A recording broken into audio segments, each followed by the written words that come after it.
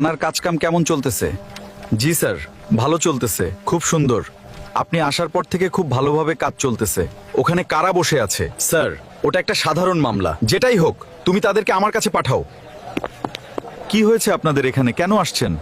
Sir, আমরা অনেক দিন ধরেই এখানে আসতেছি, কিন্তু আমাদের কথা কেউ শোনে না। কি সমস্যা আমাকে বলেন।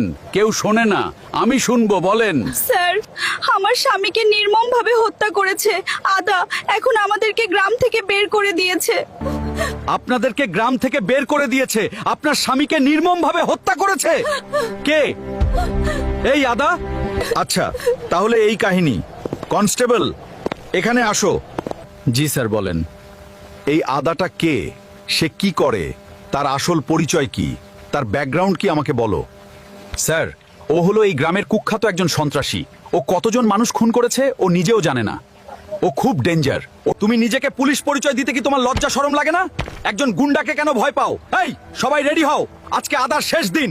হ্যালো আদা ভাই, তুমি তাড়াতাড়ি যে কোনো জায়গায় লুকিয়ে যাও। আমাদের নতুন ইন্সপেক্টর দলবল নিয়ে তোমাকে ধরতে আসতেছে।